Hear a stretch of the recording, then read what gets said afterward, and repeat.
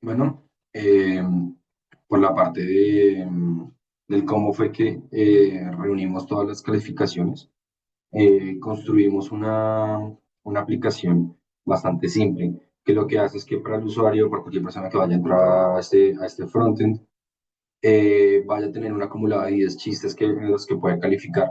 Entre, pues, primero que todo, hay evidencia que era de humor o no, y si la hay, tiene que calificar de 1 a 5. Voy a hacer acá súper aleatorio, ya que al terminar de calificar todos los 10 chistes, la serie de 10 chistes que se muestran en el frontend, al darle guardar y continuar, lo que va a hacer es, por detrás, va a volver a cargar la página, enviando esas calificaciones hechas a la base de datos y cargando 10 chistes más en los que, pues, para que siga etiquetando, digamos así. Eh, Todas esas calificaciones caen acá en Mongo Cloud, en el que tenemos cada uno de los registros de las calificaciones, si el chiste tuvo humor o no y cuál fue su valor de calificación, teniendo, pues, casi 30.000 calificaciones de esta forma. Y así fue como construimos el dataset y lo utilizamos justamente para el entrenamiento de los modelos. Por la parte de los modelos, más allá de que construimos transformers y utilizamos una arquitectura LSTM con Self-Attention, hicimos también arquitectura que, a diferencia de la otra, no tenía LSTM sino con una CNN, con una red neuronal combinación convolucional. Para el caso de los binarios, pues hicieron más ajustes o procesamientos de texto, el spell check, la tokenización, el enmascaramiento eh, de los tokens desconocidos. Eso fue como más o menos el procesamiento por encima que se hizo. Ese es el balance de las clases. Ese es el plot de las distribuciones. Y construimos unos embeddings con Word2Vec de tamaño 300 y una ventana de contexto de 5 para justamente incluir al modelo. Esa es nuestra arquitectura. Primero la capa de atención del modelo y la capa del CNN, incluyendo la capa de atención. Esto para el caso de las binarias, con un dropout de 0.3 y los diferentes parámetros que consideramos precisos para esta arquitectura. Y después de ese entrenamiento tuvimos una accuracy máximo del 58%. No es un mal accuracy. Eh, no es un mal accuracy, pero pues, sin embargo puede dar mejor porque posiblemente la arquitectura haya tenido sobreajuste y puede haber sido una arquitectura un poco más compleja, bien sea para ajustar parámetros o para, al modificar la arquitectura un poco más compleja, puede que haya abstraído un poco más de características de lo normal, teniendo un balance de este nivel, en el que tenemos que el entrenamiento y la validación son muy parecidos. Sin embargo, hay muchos aspectos en los que simplemente el entrenamiento y la validación se quedan constantes y no cambian, y eso nos puede dar un- una idea de un pequeño sobreajuste que se puede haber estado dando. Ejemplo, en el B1 Score, aquí simplemente ya no está cambiando la validación, aunque el entrenamiento sigue creciendo. Eh, por ende, pues sí, la arquitectura sí puede haber sido un poquito más compleja para ver los mejores resultados.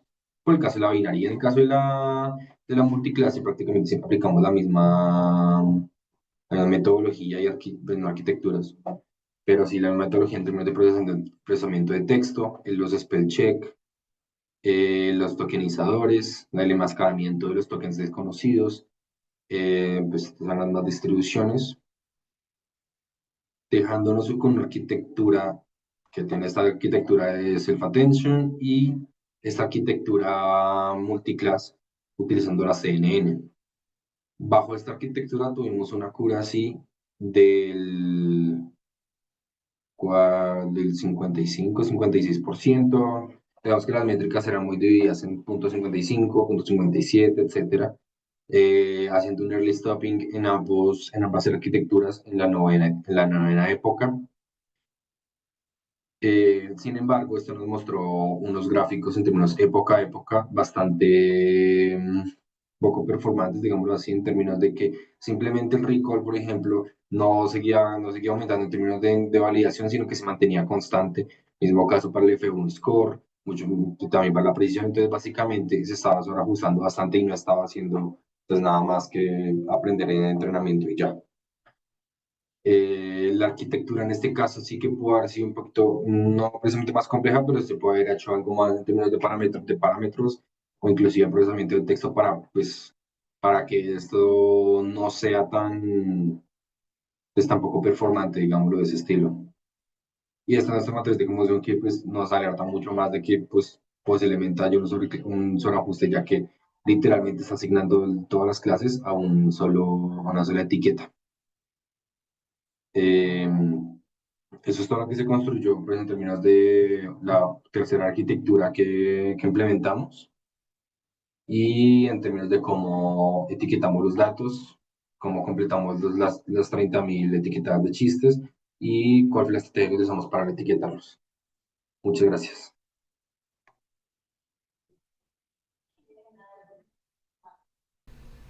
Hola.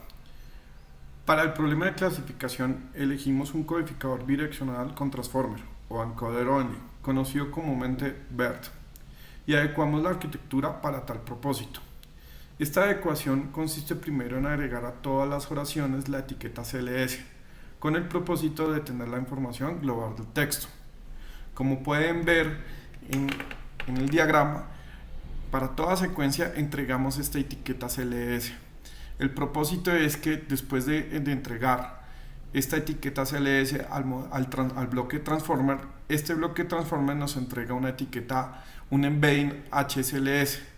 Con ese embedding pasamos a una feed forward y para este caso binario, para clasificación de si es chiste o no es chiste, en este caso, entonces usamos un cabezote binario de dos salidas. Lo mismo adecuamos para la clasificación multiclase.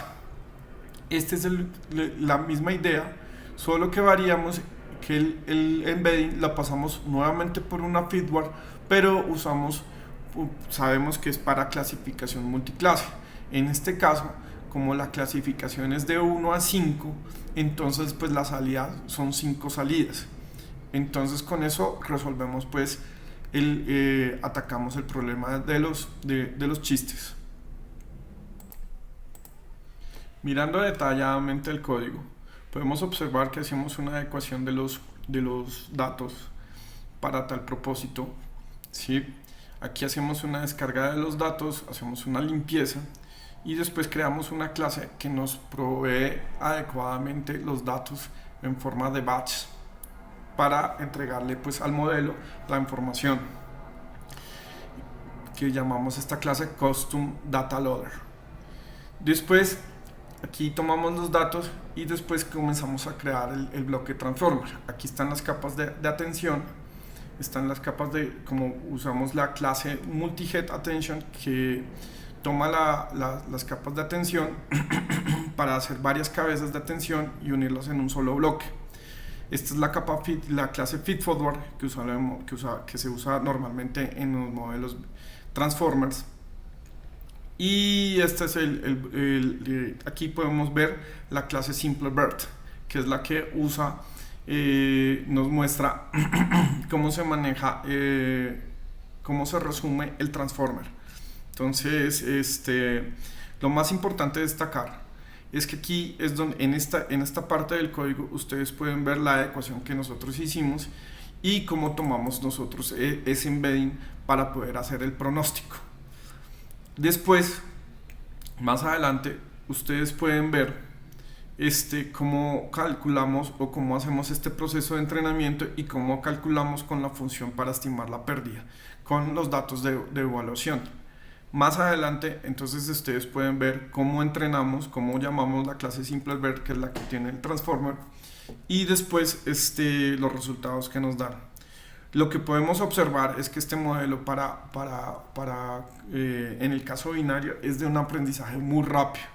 Entonces comienza primeramente con este resultado y tiene un bajón de inmediato, indicando que el aprendizaje es muy rápido y después queda en una banda y es muy difícil mejorar esa banda. Hicimos varias pruebas, hicimos varias modificaciones para poder superar esa banda, pero aumentamos el número de neuronas, disminuimos el ritmo de aprendizaje, hicimos dropout, hicimos varias configuraciones sin disminuir y el mínimo pérdida en entrenamiento fue de 0,67 y la mínima pérdida es de 0,71 para poder vencer esa cota inferior que tenemos en los resultados.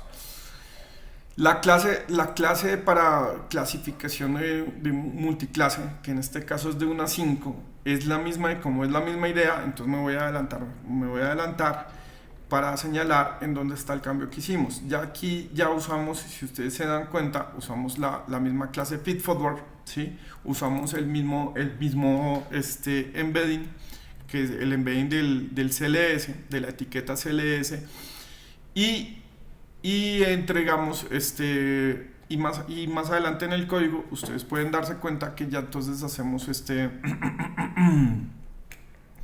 un cross entropy que nos ayuda a validar, hacer la predicción o hacer que el modelo sea multiclase, ¿sí?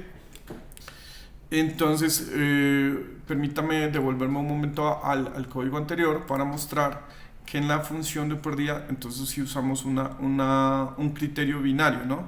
Entonces ustedes pueden darse cuenta acá que en el entrenamiento lo que usamos es un BCE loss, que se nos permite hacer un entrenamiento binario de si pertenece o no pertenece a la clase. En este caso, si es o no es un chiste.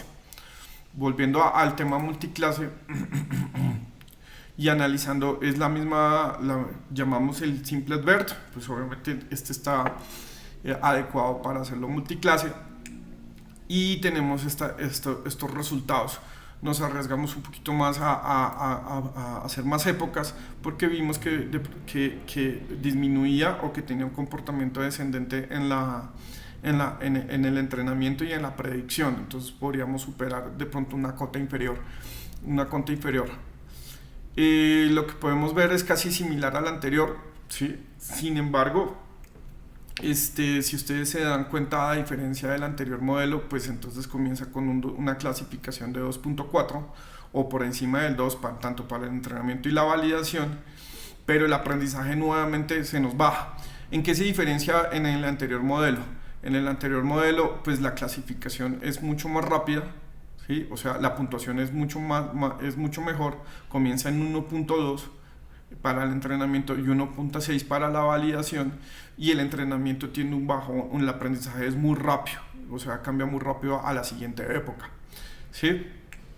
Entonces, pero se diferencia en que los puntajes son más bajos, es 1.2. Si usted observa en el de multiclase, es por encima de 2 y baja a 1.2, que sería como el mejor performance del anterior modelo de clasificación binaria. Sin embargo, la tendencia o el comportamiento es similar, a pesar de que las escalas sean diferentes, porque las cotas porque se mantiene en una banda de aprendizaje. Hay mucho más ruido en y lo que pensamos que ese ruido es porque la clasificación multiclase hay mucha más entropía y por lo mismo, porque son 5 clases que las que hay que pronosticar y la probabilidad se reparte entre 5 clases, mientras que en el anterior modelo la probabilidad o la distribución probabilidad se hace solo en 2 clases, entonces puede haber menos entropía, entonces es normal ese comportamiento y eso es lo que vemos. Con este último análisis pues finalizamos los modelos de Transformers que usamos para la clasificación de chistes. Muchas gracias.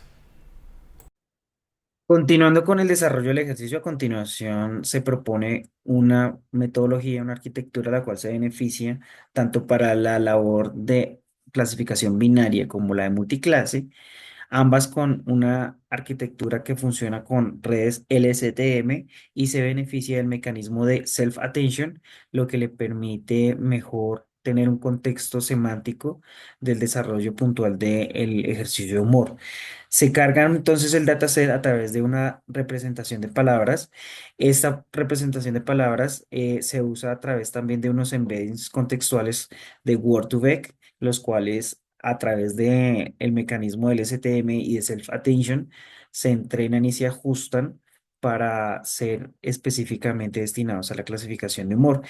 En ambas arquitecturas se pasa a una arquitectura de red totalmente conectada que se beneficia del dropout para evitar el sobreajuste. Y finalmente, esto en su salida es la que determina la clasificación binaria o la clasificación multiclase, ya sea a través de softmax o también la función sigmoide. Entonces, ya viendo como tal la arquitectura de la implementación, vemos cómo se hace la carga de dependencias respectivas, se carga el dataset, se hace una preparación de los datos para tokenizar y poder contrastarlos con los embeddings contextuales preentrenados. Esta arquitectura puntualmente también entonces permite evidenciar cómo se encuentra el balanceo de las clases. Podemos observar cómo en la clasificación binaria, si no es totalmente homogénea, pues tampoco representa un gran reto, puesto que son algo similares. Sin embargo, para la clasificación multiclase, observamos ya el primer reto, que si bien la clasificación de humor es bastante subjetiva para los seres humanos, vemos como en una clasificación de 1 a 5 las personas que pudieron tener la clasificación de estos datos. Para la mayoría de personas, estos no representa humor o es un nivel de humor muy bajo y vemos como la primera categoría de humor representa la mayoría de datos y esto es un gran reto en el desbalanceo en el procesamiento de los datos. Bueno, entonces estos datos eran útiles para ambos modelos. Ya como tal, para la clasificación binaria, vemos cómo se utilizan los embeddings preentrenados de Word2Vec a través del archivo SW Vectors 300.000 lo cual permite beneficiarse de este contexto semántico en idioma español, como es la clasificación en esta labor. Vemos también cómo, si bien el dataset está bastante desproporcionado, también tiene bastante errores de ortografía, también tiene exclamaciones no comunes del lenguaje y asimismo otros símbolos que perjudican mucho el entendimiento y el ajuste fino de estos embeddings, por lo cual se hace también, se contempla fases de limpieza de datos, eh, separación de palabras, corrección de ortografía y así como verificación de símbolos, eliminación de símbolos que no corresponden al lenguaje. Ya como tal en la definición del modelo, vemos cómo se utiliza el mecanismo de LSTM con Self-Attention, lo cual permite tratar de tener un ajuste mucho más fino en esta labor de humor. Finalmente, entonces vemos como en el entrenamiento eh, obviamente ya lo mencioné, pero se trata de usar el dropout para evitar el sobreajuste, pero adicional como estrategia estamos utilizando un scheduler que aplica early stopping con el fin de determinar y evaluar en las diferentes épocas de entrenamiento cuál es el mejor modelo y cuando detecte que ya el modelo no está aprendiendo, poder volver a la fase más óptima de ajuste del mismo. Vemos entonces ya finalmente en una etapa de evaluación, cómo se sacan las diferentes métricas para el Precision, Recall, F1 y el Accuracy, viendo que para este primer modelo binario, pues realmente no es un ajuste bastante fino, pero pues para una clasificación de humor puede ser algo aceptable, pero una accuracy del 0,57, pero sin embargo vemos recall muy bajitos, así como un F y un score también no tan óptimos, igual que el precision. Viendo este análisis detallado cuantitativo ya de forma gráfica, observamos en estas gráficas como los modelos inicialmente, cuando inician los pesos en valores aleatorios, realmente no hay mucha correlación de las métricas, pero sobre la época 8 ya el modelo empieza a aprender y a obtener mejores métricas para generar un loss algo aceptable, pero sin embargo el precision y el recall pues llegan a valores realmente no tan óptimos y más aceptables, teniendo en cuenta que esta labor de clasificación de humor es bastante subjetiva. Pero sin embargo, los datos son congruentes con el propósito del entrenamiento y la arquitectura planteada para favorecer la labor de clasificación binaria, lo cual lo contrastamos en una matriz de confusión en la que, si bien no es exactamente proporcional, vemos como si se puede clasificar y evidenciar bien las zonas de lo que no es humor y lo que es humor, evidenciando que para el dataset, entonces, la mayoría de personas todos los chistes pues no representan humor. Cosa contraria con los resultados de la labor multiclase, que si bien tiene una arquitectura similar, lo único que cambia es realmente las salidas del modelo, beneficiándose de una función softmax que le permite generar esta multiclase, pero evidentemente, como lo mencioné antes, está el dataset bastante desproporcionado en esta clasificación, lo cual representa un gran reto y ya pues es un sesgo como tal al desarrollo del ejercicio de humor que es bastante subjetivo. Entonces, viendo ya las métricas de evaluación, podemos observar que realmente no se ve proporcional un aprendizaje como tal riguroso. Vemos ciertos momentos en que se sube o se baja las métricas, realmente no son consistentes, pero pues digamos que era un comportamiento esperado, sabiendo que la distribución de clases era bastante desproporcional y que a la final, observando los datos, hay personas que clasifican cosas graciosas y otras en un nivel alto y otras que no lo clasifican en un nivel ni siquiera de humor. Finalmente, entonces se tiene una matriz de confusión que evidentemente favorece la clasificación número uno, que es la mayor clasificación, casi es como la que tiene más etiquetas, en cambio las otras no tienen, y vemos como evidentemente el modelo no logra clasificar muy bien las otras clases. Gracias.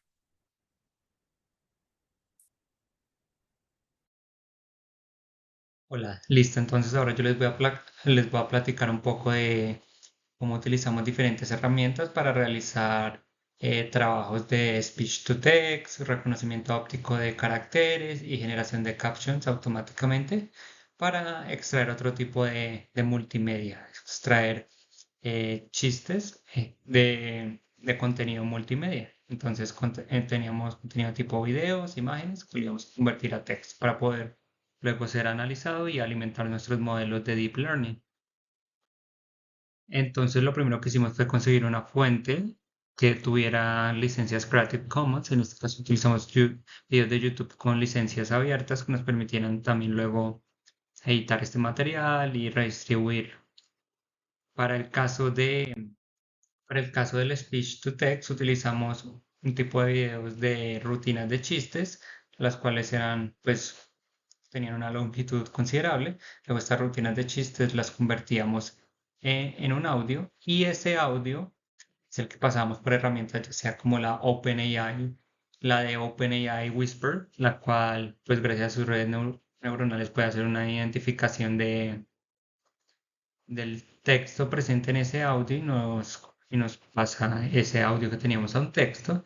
O también utilizamos la API de Google, la cual pues podíamos hacer múltiples peticiones con diferentes chunks de audio y convertíamos en texto. Luego ya que teníamos un conjunto pues grande de texto que era el audio que acabamos de convertir, hacíamos una identificación ya sea por tiempos o por paradas comunes en los tipos de chistes o comienzos comunes o diferentes tipos de caracteres para tratar de identificar dónde comenzaba y dónde terminaba un chiste. Entonces, así lográbamos convertir esa voz en texto. Ahora, el otro tipo de herramientas que utilizamos fue herramientas de captioning. Para esto utilizamos otro tipo de videos. Fue videos que ya no tenían rutinas de chistes, sino eran videos que contaban con diferentes memes.